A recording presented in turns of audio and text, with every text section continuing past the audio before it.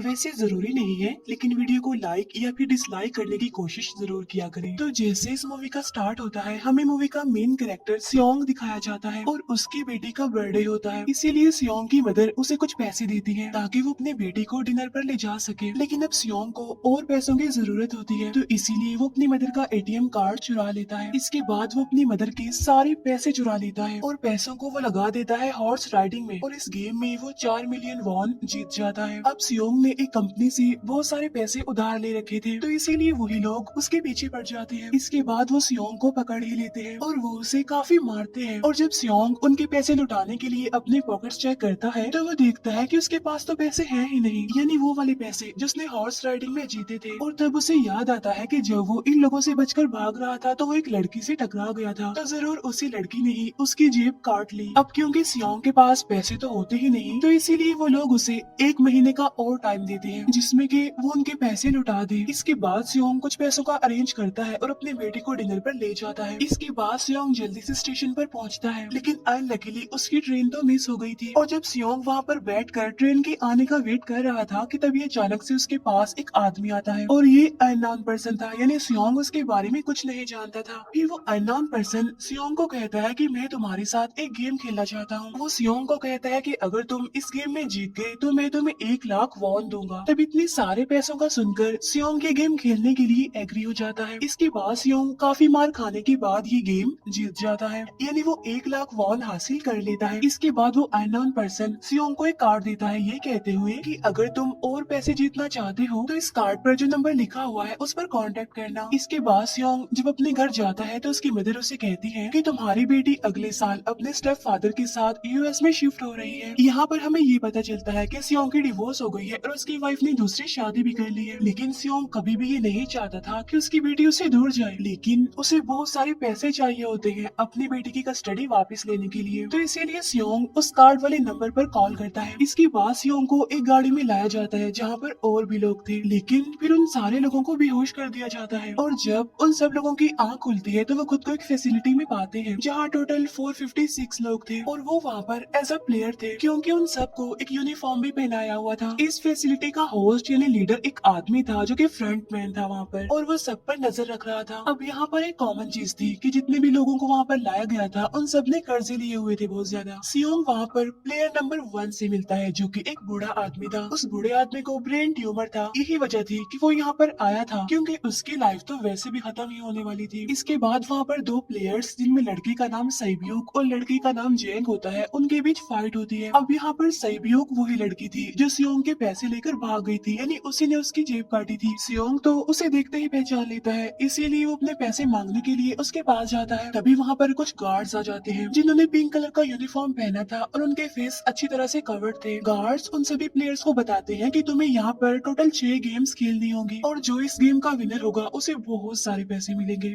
इसके बाद उन सबसे एक कॉन्ट्रैक्ट पर साइन करवाया जाता है, और इस कॉन्ट्रैक्ट के 3 मेन रूल्स थे। पहला रूल ये कि कोई भी प्लेयर अपनी मर्जी से गेम को छोड़कर नहीं जा सकता। दूसरा रूल ये होता है कि जो भी प्लेयर खेलने से मना करेगा तो उस प्लेयर को एलिमिनेट कर दिया जाएगा, और उनके मुताबिक एलिमिनेट का मतलब क्या था ये तो हम आगे ही जानेंगे। गेम का तीसरा रूल ये था कि अगर मेजोरिटी इस गेम को खेलना नहीं चाहती तो वो इस गेम को छोड़कर जा सकते हैं। इसके बाद उन सबको गेम के लिए ले जाया जाता है। अब यहाँ पर सियोंग अपने क्लासमेट सेंगू से भी मिलता है जो कि उसे बचपन से जानता था। सियोंग उसे वहाँ पर देखकर काफी हैरान होता है क्योंकि वो तो किसी बिजनेस के लिए आउट ऑफ कंट्री चला गया था। अब पहले गेम के लिए वहाँ पर एक काफी बड़ी डॉल थी, और इस गेम का रूल काफी सिंपल था, और वो ये था कि डॉल जब भी गाना गाएगी उन सबको आगे बढ़ना है, और जैसे ही वो गाना गाना बंद करेगी तो उन सबको रुक जाना है और मूव नहीं करना है, और अगर कोई हिल गया तो उसे एलिमिनेट कर दिया जाएगा। अब स्टार्टिंग में तो ये सब कुछ उन्हें किसी प्रैंक की तरह लग रहा था, लेकिन जब एक लड़का हिल जाता है तो उसे शॉट करके मार दिया जाता है, और यही होता है एलिमिनेट का मतलब, यानी उन्हें मार दिया जाएगा। अब ये देखकर वो सारे लोग काफी घबरा जाते हैं और उन्हें पता चल चुका था कि वो खतरे में है, इसीलिए लोग डरते हुए पैनिक करते हुए इधर उधर भागने लगते हैं।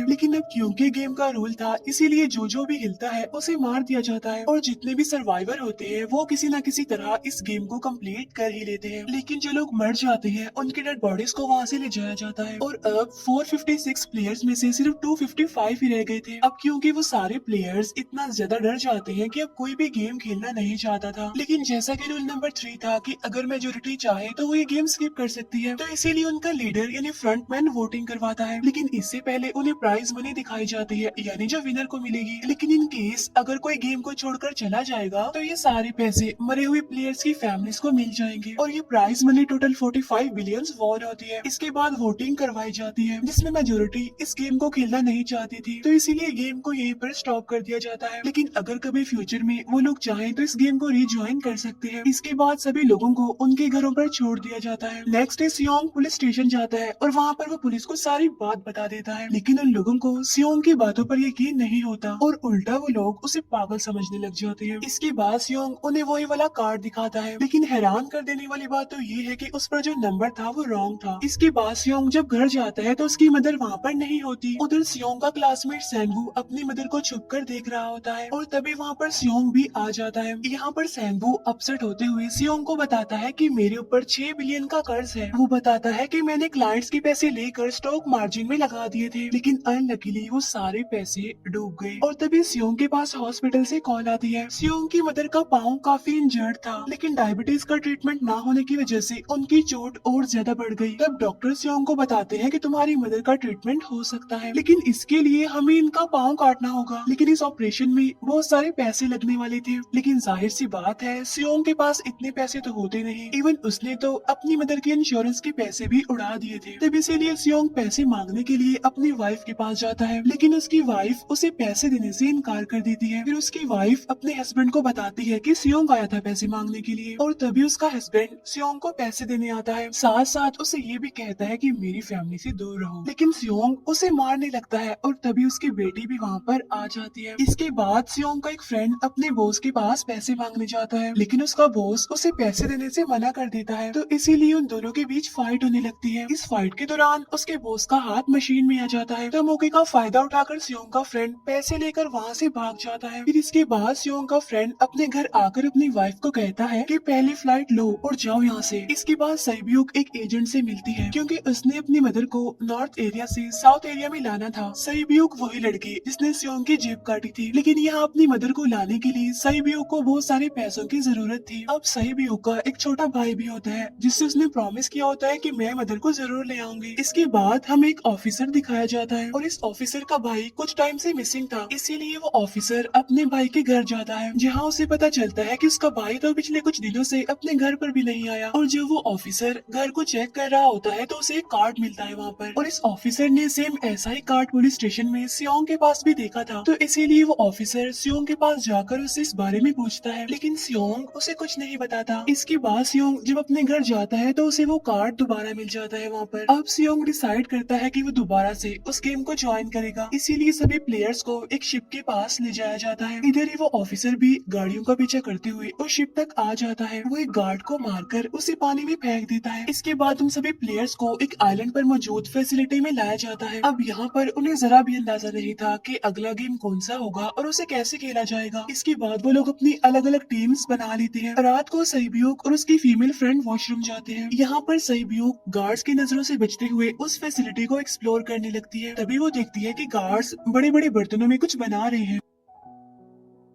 लेकिन अब क्योंकि गार्ड्स को शक हो जाता है तो ये गार्ड वॉशरूम्स को चेक करने के लिए आता है, लेकिन तब तक सैब्यूक वापस आ चुकी थी। इसके बाद सैब्यूक अपनी फीमेल फ्रेंड को सारी बात बता देती है जो उसने देखा था, लेकिन यहाँ पर सेंगवू उन दोनों की बातें सुन लेता है और वो इस बारे में सैब्यूक से पूछता है, जिस पर सैब्यूक बताती है कि वो बड़े बड़े बर्तनों में कुछ पका रहे थे। इसके बाद उन सभी प्लेयर्स को प्ले ग्राउंड में लाया जाता है, जहाँ पर उनके सामने 4 शेप्स थी। 4 शेप्स में से उन्होंने किसी एक शेप को चूज करना था। अब यहाँ पर सेंगवू को पता चल जाता है कि गेम गेम क्या है और क्या करना है हमें। सेंगो सियोंग को बताता है कि सबने अलग अलग शेप्स को चुनना है। इसके बाद उन सभी को एक छोटा सा बर्तन दिया जाता है जिसमें के शेप्स बनी होती है। अब गेम उनकी ये होती है कि उन्होंने किसी तरह उस शेप को बाहर निकालना है बगैर डैमेज किए, लेकिन अगर शेप जरा से भी खराब हो गई तो उन्हें एलिमिनेट कर दिया जाएगा, यानी मार दिया जाएगा। अब यहाँ पर सेंगो तो इजिली उस शेप को निकाल लेता है, लेकिन सियोंग इतना ज्यादा घबरा जाता है कि उसकी हालत खराब होने लगती है, लेकिन फिर वो किसी न किसी तरह करके इस गेम को भी जीत लेता है। इसके बाद उन सबको वापस से रूम में लाया जाता है। अब यहाँ पर 187 प्लेयर्स वापस आए थे, जिनमें से अब सिर्फ 108 ही रह गए थे। इसके बाद उन सबको खाने के लिए ले जाया जाता है, लेकिन खाने की वजह से जैंग की एक लड़के से फाइट हो जाती है, जहाँ पर जैंग उस लड़के को इतना ज्यादा मारता है कि वो मौके पर ही मर जाता है। इधर ही हम देखते हैं कि उन प्लेयर्स में से एक डॉक्टर होता है जो गार्ड्स के साथ मिलकर मरे हुए लोगों के ऑर्गन्स निकाल कर उन्हें चाइनीज को बेचने का काम करता है। इसीलिए जब भी डेड बॉडीज को ले जाया जाता है तो वो डेड बॉडीज को गायब कर लेते हैं, क्योंकि ये सब कुछ एक प्लान के अकॉर्डिंग चल रहा था, क्योंकि ये सारा कुछ फ्रंट मैन से छुप कर हो रहा था। यही वजह थी कि कंट्रोल रूम में भी उन्होंने अपना ही एक आदमी बिठाया हुआ था जो कि उन लोगों की सारी वीडियो फुटेज डिलीट कर देता था, और गार्ड्स तो डॉक्टर को गेम के बारे में पहले ही बता देते थे ताकि वो सरवाइव कर सके। यहाँ पर एक गार्ड उसी प्लेयर डॉक्टर को बताता है कि आज हमने प्लेयर्स को जानबूझकर खाना कम दिया है ताकि वो आपस में लड़ने लगे, जिससे होगा ये कि सारे वीक प्लेयर्स गेम से आउट हो जाएंगे। साथ ही गार्ड डॉक्टर को अपने अगली गेम के बारे में बता देता है। अब 30 मिनट के बाद वहाँ पर लाइट्स ऑफ होने वाली थी। अब यहाँ पर सेंगवू को पता था कि सियोंग की टीम जरूर कोई उल्टा काम करेगी, इसीलिए वो उस टीम को अपने पास बुलाकर उन्हें रिलैक्स रहने के लिए कहता है। उधर वो जो डॉक्टर प्लेयर होता है वो जैंग की टीम में शामिल हो जाता है। यहाँ पर डॉक्टर जैंग को बता देता है कि अगला गेम क्या होने वाला है। इसके बाद लाइट्स ऑफ हो जाती है और जैंग अपनी टीम के साथ मिलकर बाकी सभी को मारने लगता है। जैंग एक लड़की को मारकर सैबियो को मारने जाता है, लेकिन तभी सियोंग उसे बचा लेता है। इसके बाद गार्ड्स वहाँ पर आकर उन सभी को रोक लेते हैं और अब टोटल 80 लोग रह गए थे। इसके बाद उन सभी को तीसरे गेम के लिए ले जाया जाता है और यहाँ पर उन्हें 10-10 प्लेयर्स की एक टीम बनाने के लिए कहा जाता है, और वो लोग ऐसा ही करते हैं, अपनी अपनी टीम बना लेते हैं। अब क्योंकि जैंग को अगली गेम के बारे में पहले ही पता होता है, इसीलिए वो सैबियो की फीमेल फ्रेंड को अपनी टीम में नहीं रखता और वो अपनी टीम में सिर्फ मर्दों को ही रखता है। इसके बाद सेंगवू भी अपनी एक टीम बना लेता है। अब क्योंकि उन्हें एक प्लेयर की जरूरत थी तो इसीलिए सैबियो की फीमेल फ्रेंड उनकी टीम में शामिल हो जाती है, और ये गेम असल में टग ऑफ वॉर का होता है, यानी उन्होंने अपने सामने वाली टीम को नीचे गिराना था। इसके बाद गेम स्टार्ट हो जाती है और जैंग की गेम बड़ी आसानी से इस गेम को जीत लेती है। इसके बाद बारी होती है सेंगवू की टीम की। तब प्लेयर नंबर 1 यानी वो बूढ़ा आदमी कहता है कि मैंने अपनी जिंदगी में बहुत सारी टग ऑफ वॉर्स खेल रखी है, इसीलिए वो उन सबको गाइड करता है कि इस गेम को कैसे जीतना है।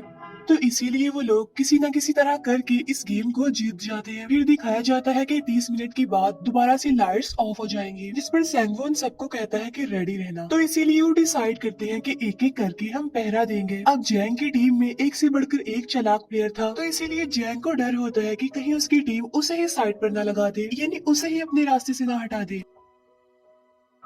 दूसरी तरफ डॉक्टर और गार्ड्स मिलकर डेड बॉडी की ऑर्गन्स निकाल रहे होते हैं और इन ऑर्गन्स को डिलीवर करने जाना था गार्ड नंबर 28 एंड 29। तब वो सभी एक डेड बॉडी के बारे में बातें करने लगती हैं जिसकी सिर्फ एक किडनी थी और वो उसे ज़ॉम्बी कह रहे थे। अब यहाँ पर जो गार्ड नंबर 29 था, यानी जिसने वो ऑर्गन्स डिलीवर करने जाने थे, वो कोई और नहीं बल्कि वो ऑफिसर था जो गार्ड के बेस में वहाँ पर आया था। और ये सब बातें सुनकर उसे शक होता है कि शायद ये लोग मेरे भाई की बात कर रहे हैं, क्योंकि उसकी भी एक ही किडनी थी। इसके बाद नंबर 28 और 29 यानी वो ऑफिसर ऑर्गन को डिलीवर करने के लिए चले जाते हैं। रास्ते में वो ऑफिसर नोटिस करता है कि टनल में तो बॉम्ब लगा हुआ है। तब नंबर 28 उसे बताता है कि जब हम यहाँ से बाहर निकलेंगे तो इस जगह को ब्लास्ट कर दिया जाएगा। अब यहाँ पर वो ऑफिसर नंबर 28 से और इन्फॉर्मेशन लेने की कोशिश करता है, इसीलिए नंबर 28 को उस पर डाउट होने लगता है, इसीलिए वो उस ऑफिसर को अपना फेस दिखाने के लिए कहता है। अब यहाँ पर वो ऑफिसर अपना फेस भी दिखा देता है, साथ साथ वो नंबर 28 पर गन पॉइंट भी कर देता है। साथ साथ वो ऑफिसर उससे एक किडनी वाले आदमी के बारे में पूछता है कि वो कौन है जिसे तुम ज़ॉम्बी कहते थे, जिस पर वो नंबर 28 उससे कहता है कि वो तो एक लड़की थी। अब यहाँ पर नंबर 28 उस ऑफिसर को कहता है कि तुम लीडर के रूम में जाकर सारी इन्फॉर्मेशन देख सकते हो, वहाँ पर सबका डाटा है। ये जानने के बाद वो ऑफिसर नंबर 28 को मार डालता है। उधर वो डॉक्टर गार्ड से अगले गेम के बारे में पूछता है, लेकिन इस बार गार्ड्स को भी अगली गेम के बारे में पता नहीं होता। तब इसीलिए डॉक्टर को गुस्सा आ जाता है और वो एक गार्ड को पकड़ लेता है और उनकी फाइट होने लगती है। इसी फाइट में डॉक्टर उस गार्ड को मार कर वहाँ से भाग जाता है। इसके बाद एक गार्ड भी उसका पीछा करता है और वो दोनों प्लेग्राउंड में आ जाते हैं। यहाँ पर गार्ड डॉक्टर को अपनी बातों में फंसा कर उसे मारने वाला होता है, लेकिन तभी लीडर इन्हें फ्रंटमैन आकर उसे मार डालता है और बाद में वो उस डॉक्टर को भी मार डालते हैं। साथ साथ इन्हें वहीं पर नंबर 28 की डेड बॉडी भी मिल जाती है, जिससे इन्हें ये पता चल जाता है कि फैसिलिटी में कोई घुस गया है। उधर वो ऑफिसर लीडर इन्हें फ्रंटमैन के रूम तक पहुंच जाता है। तब वो चेक करते करते एक ऐसे रूम में जाता है जहाँ पर सबके रिकॉर्ड्स थे, और जब वो ऑफिसर रिकॉर्ड चेक कर रहा होता है तो उसे सभी विनर्स की एक लिस्ट मिलती है, जिसमें उसके भाई का भी नाम था, यानी वो भी कभी विनर था। उधर सभी प्लेयर्स को फोर्थ गेम के लिए ले जाया जाता है, जहाँ पर उन सबको अपना अपना पार्टनर चुनने के लिए कहा जाता है, और वो प्लेयर्स करते भी ऐसा ही है, अपना अपना पार्टनर चुन लेते हैं। साइबियो की फीमेल फ्रेंड भी अपना पार्टनर ढूंढने की कोशिश करती है, लेकिन कोई भी उसका पार्टनर बनने को तैयार ही नहीं था। इसके बाद सभी प्लेयर्स को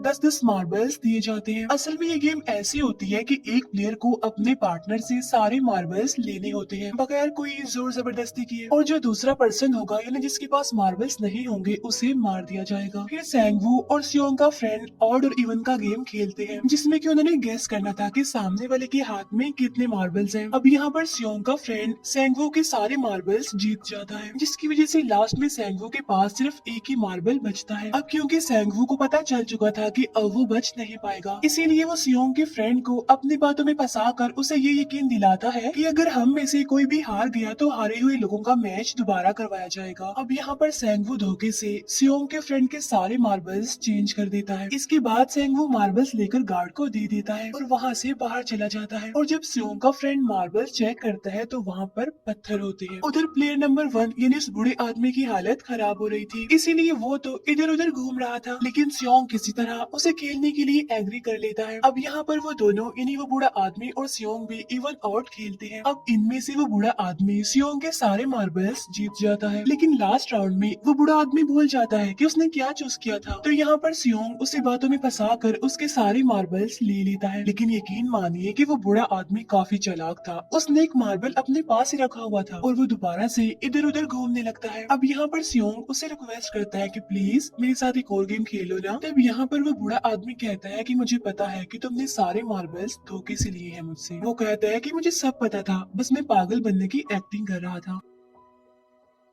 तभी सुनकर सियोंग को उस पर तरस आ जाता है और वो उसे ही सारे मार्बल्स दे देता है। उसके बाद सैब्यूक और उसकी फीमेल फ्रेंड भी गेम खेल रहे होते हैं। उनकी गेम ये होती है कि जो मार्बल्स को दीवार के ज्यादा करीब फेंकेगा वही जीतेगा। पहले सैब्यूक अपने मार्बल्स फेंकती है, लेकिन जब सैब्यूक की फ्रेंड की बारी आती है तो वो अपने सारे मार्बल्स फेंक देती है, लेकिन जब सैब्यूक ये देख लेती है तो वो अपने फ्रेंड को दोबारा फेंकने के लिए कहती है, जिस पर उसकी फ्रेंड कहती है कि नहीं सैब्यूक, मैं बिल्कुल अकेली हूँ, मेरे पीछे तो कोई भी नहीं है, लेकिन अगर तुम्हें कुछ हो गया तो ये अच्छी बात नहीं है, तुम्हारे पीछे तुम्हारा छोटा भाई है, तुम्हारा वेट कर रहा है वो। और इसी वजह से सैब्यूक की फ्रेंड को मार दिया जाता है। इसके बाद उन सबकी डेड बॉडीज को वहाँ से ले जाया जाता है। इसके बाद वो सब वापिस से रूम में आ जाते हैं। यहाँ पर जैंग देखता है कि सैब्यूक की वो वाली फ्रेंड तो अभी तक जिंदा है, जो कि बड़ी आराम से बैठी हुई थी। अब यहाँ पर हमें पता चलता है कि सैब्यूक की ये वाली फ्रेंड जैंग की भी फ्रेंड थी, लेकिन अब क्योंकि उन दोनों के बीच किसी बात को लेकर क्लैश चल रहा था तो इसीलिए जैंग की वो फ्रेंड उसे बुली करने लगती है। इसके बाद फ्रंटमैन को एक डेड बॉडी के पास उस ऑफिसर का आईडी कार्ड मिल जाता है। तभी फ्रंटमैन को पता चलता है कि उसके सारे वीआईपीस आ चुके हैं, तो इसीलिए फ्रंटमैन उन्हें लेने के लिए चला जाता है। फिर सारे वीआईपीस को उनके रूम में लाया जाता है। इसके बाद फ्रंटमैन वीआईपीस के आने के बारे में एक और आदमी को जाकर बताता है, और यही आदमी मेन होता है, और ये कौन होता है हम ये आगे जानेंगे। फिर नेक्स्ट डे उन सबको 5वें गेम के लिए लाया जाता है, जहाँ पर 1 से लेकर 16 तक नंबर पड़े होते हैं, और वो सभी प्लेयर्स अपना अपना नंबर ले लेते हैं। नंबर का मतलब ये था कि जो नंबर भी एक प्लेयर पर आएगा उसके मुताबिक ही उसकी बारी आएगी। अब यहाँ पर लास्ट में पहला और आखिरी नंबर रह जाता है, यानी 1 और 16। तो यहाँ पर सियोंग कंफ्यूज हो जाता है कि उसे कौन सा नंबर चूज करना चाहिए। अगर उसने पहला नंबर लिया तो वो फंसेगा और मरेगा, क्योंकि उसे नहीं पता कि गेम क्या है, और अगर लास्ट नंबर लेगा तो क्या पता उसकी बारी ही ना आए, टाइम कम रह जाए। और तभी वहाँ पर एक आदमी आ जाता है और वो सियोंग को कहता है कि मुझे पहला नंबर चाहिए, क्योंकि मैं अपनी जिंदगी में कभी भी फर्स्ट नंबर पर नहीं आया। फिर इसके बाद उन्हें गेमिंग रूम में लाया जाता है। अब इस गेम का रूल ये होता होता है कि दिए हुए टाइम में उन्हें ब्रिज की दूसरी साइड पर जाना है। अब इसके बीच में दो तरह के ग्लास लगे होते हैं, एक तो होता है आम ग्लास और एक होता है टेम्पर्ड ग्लास। आम ग्लास पर पाँव रखते ही वो टूट जाएगा और वो लोग नीचे गिर जाएंगे। इसके बाद गेम स्टार्ट हो जाता है और वो लोग एक एक करके मरने लगते हैं। फिर एक टाइम ऐसा आता है जब जैंग सबके सामने होता है और वो आगे ही नहीं बढ़ रहा होता। अब उनके पास एक ही रास्ता था, या तो वो आगे जाए या सारे ही मर जाएं। और तभी जैंग के सामने उसकी वही फ्रेंड आ जाती है जो उसे बुली कर रही थी, और वो जैंग को कहती है कि मैंने तुम्हें कहा था कि जिस दिन तुमने मुझे धोखा दिया मैं तुम्हें मार दूंगी। इसके बाद वो जैंग को पकड़ लेती है और उसे लेकर नीचे कूद जाती है, जिसकी वजह से उन दोनों की मौत हो जाती है। अब वहाँ पर एक आदमी था जो कि ग्लास कंपनी में काम करता था और उसे पता था कि टेम्पर्ड ग्लास कौन सा है, लेकिन जब फ्रंट मैन को इस बात का पता चल जाता है तो वो लाइट्स ऑफ करवा देता है ताकि वो ग्लास को पहचान ही ना पाए। अब लास्ट में एक ही स्टेप बचता है और उनके पास तो टाइम ही नहीं था, इसीलिए सेंगवू उस आदमी को धक्का दे देता है। तो यहाँ पर सेंगवू, सियोंग और सैब्यूक ब्रिज को पार कर लेते हैं, लेकिन ग्लास टूटने की वजह से उन्हें काफी चोट लग जाती है, खास तौर पर सैब्यूक को। उधर उस ऑफिसर ने एक सर्वेंट को मारकर उसकी जगह खुद ले ली थी। अब एक वीआईपी को उस ऑफिसर पर शक होता है और वो उसे कहता है कि अपना मास्क रिमूव करो, लेकिन वो ऑफिसर कहता है कि ठीक है, लेकिन मैं अंदर जाकर अपना मास्क रिमूव करूंगा। इसके बाद वो ऑफिसर उस वीआईपी को लेकर अंदर चला जाता है। अंदर जाकर वो ऑफिसर उस वीआईपी को बेहोश कर देता है और इस बात का पता फ्रंट मैन को चल जाता है, इसीलिए फ्रंट मैन उसके पीछे जाता है और वो उस ऑफिसर को देख लेता है, इसीलिए वो ऑफिसर वहाँ से भागकर आइलैंड पर आ जाता है। फ्रंट मैन भी उसका पीछा करते हुए वहाँ पर आ जाता है। अब यहाँ पर वो ऑफिसर अपने सीनियर्स को कॉल करने की कोशिश करता है, लेकिन कॉल कट हो जाती है। फिर वो ऑफिसर उन्हें सारे सबूत भेजता है, लेकिन वहाँ पर नेटवर्क नहीं था। इसके बाद फ्रंट मैन ऑफिसर को पकड़ लेता है और उसे उनके साथ चलने के लिए कहता है, लेकिन वो ऑफिसर तो उस फ्रंट मैन पर गोली चला देता है। इसके बाद फ्रंट मैन अपना मास्क उतार देता है तो वो ऑफिसर देखता है कि वहाँ पर कोई और नहीं बल्कि उसका अपना भाई है वो। इसके बाद ऑफिसर का भाई यानी फ्रंट मैन उसे शूट कर देता है और वो जाकर पानी में गिरता है। उधर ग्लास लगने की वजह से सैब्यूक काफी इंजर्ड हो गई थी और उसका बहुत सारा खून भी बह रहा होता है। इसके बाद इन सर्वाइवर्स को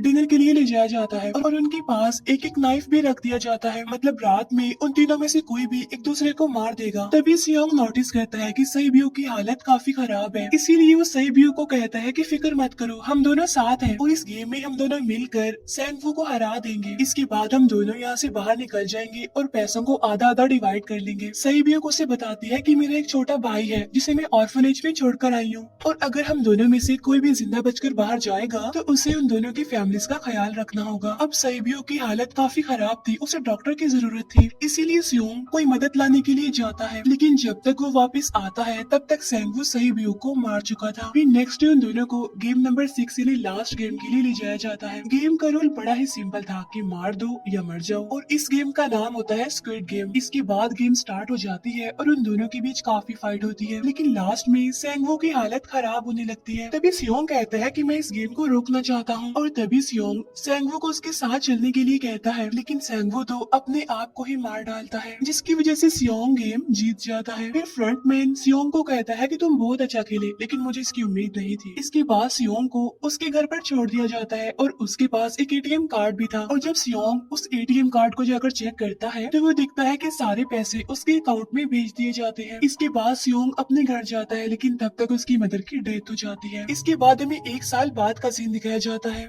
जहाँ पर हम देखते हैं कि सियोंग की हालत काफी खराब हो गई है, यानी वो काफी नशा करने लग गया है और उसने अब तक उन पैसों को हाथ तक नहीं लगाया। एक दिन एक फूल बेचने वाली औरत सियोंग के पास आती है और वो उसे सेम वैसा ही कार्ड देती है जिसमें एक एड्रेस लिखा हुआ था, और फिर सियोंग उस एड्रेस पर जाता है जहाँ पर उसे पता चलता है कि ये सारा किया धरा किसी और का नहीं बल्कि उस बूढ़े का है, प्लेयर नंबर 1 का, और वो अभी भी जिंदा है। यहाँ पर वो बूढ़ा आदमी सियोंग को बताता है कि मैं अपनी लाइफ से बोर हो चुका था और ये सारी गेम मैंने अपने क्लाइंट्स के साथ मिलकर बनाई ताकि मैं लोगों को मरता हुआ देखकर एंजॉय कर सकूं, लेकिन हाँ, हमने किसी को मजबूर नहीं किया था ऐसा करने के लिए, और मैंने गेम में इसीलिए पार्टिसिपेट किया क्योंकि गेम देखने से ज्यादा उसे खेलने में मजा आता है। वो कहता है जो पैसे तुम्हारे पास है वो मेरे ही हैं, और ये कहते ही उस बूढ़े आदमी की मौत हो जाती है। इसके बाद सियोंग सैब्यूक के छोटे भाई के पास जाता है और उसे लेकर वो जाता है सेंगवू की मदर के पास, और वो सेंगवू की मदर को कहता है कि इस बच्चे का ख्याल रखना, साथ साथ वो उसे एक बैग भी देता है जिसमें बहुत सारे पैसे होते हैं। इसके बाद सियोंग स्टेशन पर जाता है जहाँ पर उसे वही अननोन पर्सन मिलता है जो कि उसे मूवी के स्टार्ट में भी मिला था। यहाँ पर सियोंग उसका पीछा भी करता है,